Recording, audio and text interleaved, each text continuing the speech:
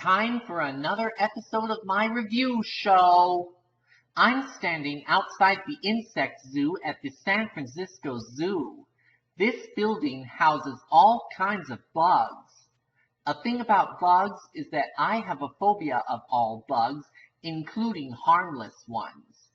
What we're going to review today is about the life of bugs, which is A Bug's Life. Does this movie hold as much as Pixar's other legendary hits, or maybe DreamWorks had the better film all along? Let's get buzzing with the bugs.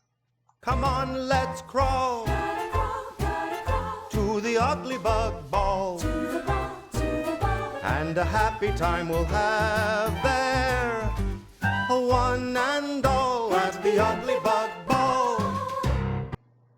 The story. Now that we're inside the insect house, allow me to buzz you the story. Flick is an inventive ant who's always messing things up for his colony. His latest mishap was destroying the food stores that were supposed to be used to pay off grasshoppers. Now the strong-arming insect is demanding that the ants gather double the food or face annihilation.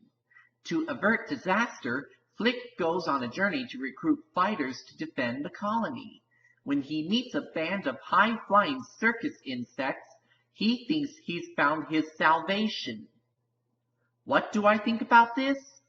Well, the emotional aspect was conveyed, making many of the scenes feel intense, charming, heartwarming, or just plain enjoyable. The animation. The animation is now coming to crawl to you. The original teaser trailer for this film was made up of animation made specially for the trailer and not appearing in the final film. This became a Pixar trademark. Ants have 6 legs.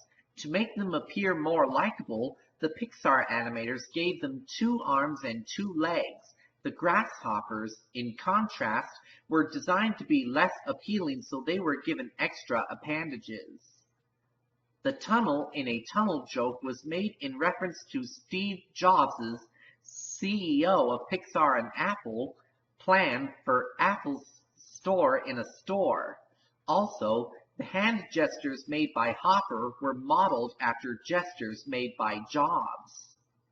When Flick is in the city, a cereal box can be seen over his right shoulder with the first half of the code written on it appearing as A113, a reference to the animation room at California Arts University where many Pixar artists attended. This reference is common in animated films and has been made in most of Pixar's films up to date. This film was produced before it was possible to program complex physics using particle animation, such as when assigning mass and gravity to a raindrop causing it to create a natural splash when hitting water. As such, the drops and circular ripple effects had to be programmed manually. For the 1.331 video transfer, rather than pan and scan the original 2.351 theatrical image, Pixar actually reused the original computer images, reframed some scenes, and even to the point where they placed characters to a different spot in the scene to fit into the 1.331 frame. This proved slightly longer to make than originally anticipated. The insect designs were surprisingly complex, and Pixar's computers struggled to keep up with the demands placed on them. This is the 4th computer-animated film after Toy Story, Cassiopeia from 1996, and Ants from 1998. The characters. Let's see who'll be buzzing and crawling. Everyone keeps telling Flick to stop questioning tradition and be a good worker ant, but he knows that's not his lot in life.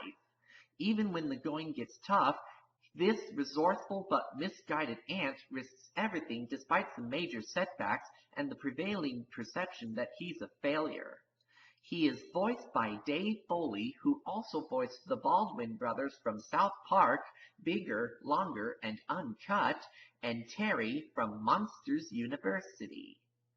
Princess Ada is the crown princess ant and the eldest daughter of the queen of the ant colony and heir to the throne of Ant Island. During the opening of the film, she is close to inheriting the crown from her elderly mother. She is very nervous throughout the film regarding her newfound responsibilities and often worries about what the rest of the colony thinks about her.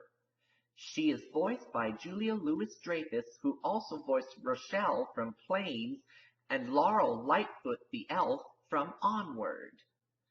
Dot is the younger daughter of the queen of the ant colony and is a princess. Her older sister, Ada, is the heir to the throne.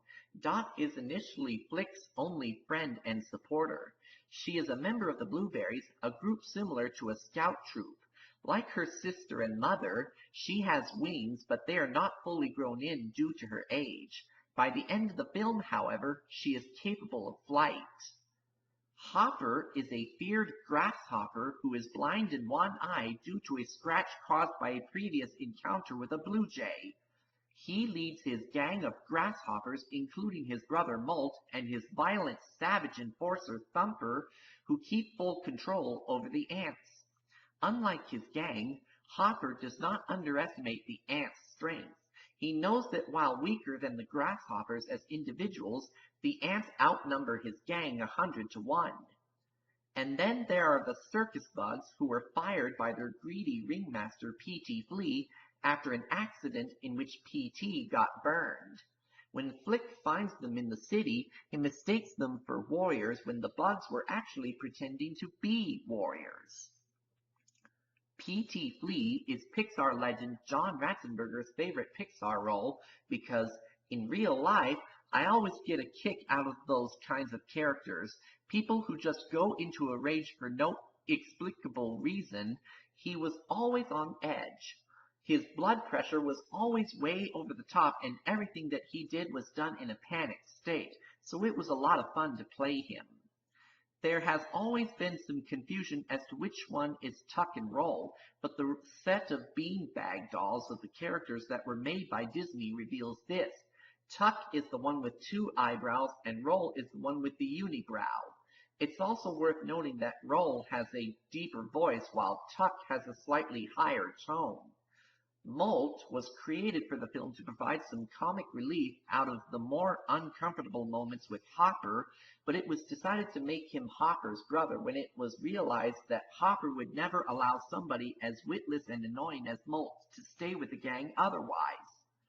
Hopper apparently had a soft spot for his mother as he honors her deathbed wish not to kill Molt, despite being quite tempted to on various occasions, although many have debated if this is actual love or him simply trying to prove he can keep a promise. Dim wasn't based on a real variety of rhinoceros beetle, but in 2016, a variety of rhinoceros beetle with a horn like his was discovered. Such discoveries of fictional creatures later revealed to be real have subsequently been dubbed the Dim effect. Tuck and Roll have only 8 legs rather than the 14 legs that woodlice have in nature, and the insect characters, aside from the grasshoppers and Slim, only have 4 legs as opposed to 6, and Manny has 2 legs instead of 4 legs like other mantises. The queen's pet aphid, Afy, in real life would be treated more like livestock instead of a pet, as ants typically herd aphids for the sweet nectar that they produce, and in return the ants protect aphids from predators. The speechless grasshopper, Thumper, is named after Thumper from Bambi, who is also one of John Lasseter's favorite characters. Gypsy was Madeline Kahn's last voice role before her death in 1999, a year after this movie was released in theaters. P.T. Flea's name was based on P.T. Barnum, who owned a traveling circus in New York City during the 1840s. The characters of Tuck and Roll were inspired by a drawing that Andrew Stanton did of 2 bugs fighting when he was in 2nd grade. According to the official website for the movie, Tuck and Roll are of Hungarian origin. Heimlich is the most popular Pixar character that Joe Ranft has voiced during his life. One of the grasshoppers is called Loco, which is Spanish for crazy. Princess Ada is named after the genus of ant of the same name. It's almost time for me to go. We've had a lot of fun. Here's some comments before our show is done. During the summer of 1994, Pixar's story department began turning their thoughts to their next film while Toy Story was in post-production. The storyline of A Bug's Life originated in a lunchtime conversation between John Lasseter, Andrew Stanton, Pete Docter, and Joe Ranft, the studio's head story team. Toy Story 2, Monsters, Inc., Finding Nemo, and WALL-E were also conceived at this lunch. Lasseter and his story team had already been drawn to the idea of insects as characters. Insects, like toys, were within the reach of computer animation at the time due to their relatively simple surfaces. Stanton and Ranft wondered whether they could find a starting point in Aesop's fable, The Ant and the Grasshopper. Walt Disney had produced his own version with a cheerier ending decades earlier in the 1934 short film The Grasshopper and the Ants. In addition, Walt Disney Animation Studios had considered producing a film in the late 1980s entitled Army Ants that centered around a pacifist ant living in a militaristic colony, but it never fully materialized. A decade later, DreamWorks produced a film with a similar army/pacifist theme to the Disney venture, Ants. In the original fable, The Ant and the Grasshopper, a grasshopper squanders the spring and summer months on singing while the ants put food away for the winter. When winter comes, the hungry grasshopper begs the ants for food, but the ants turn him away. Screenwriters Andrew Stanton and Joe Ranft hit on the notion that the grasshopper could just take the food. After Stanton had completed a draft of the script, he came to doubt one of the story's main pillars, that the circus bugs that had come to the colony to cheat the ants would instead stay and fight. He felt the circus bugs were unlikable characters as liars and that it was unrealistic for them to undergo a complete personality change. Also, no particularly good reason existed for circus bugs to stay with the ant colony during the second act. Although the film was already far along, Stanton concluded that the story needed a different approach. Stanton took one of the early circus bug characters, Red the Red Ant, and changed him into the character that would become Flick. The circus bugs, no longer out to cheat the colony, would be embroiled in a comic misunderstanding about why Flick was recruiting them. John Lasseter agreed with this new approach, and comedy writers Don McInerney and Bob Shaw spent a few months at Pixar working with Stanton on further polishing.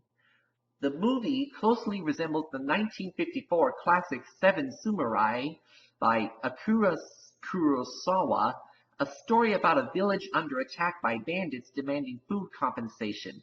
This goes on until the village decides to travel outside their area and hires samurai to defend the village. The classic was remade into a western in 1960 as The Magnificent Seven, where they hire gunslingers to defend their home. The term is changed in this film to warriors of those they hired to help to defend their home, which totals 7 as well. The casting of Hopper proved problematic.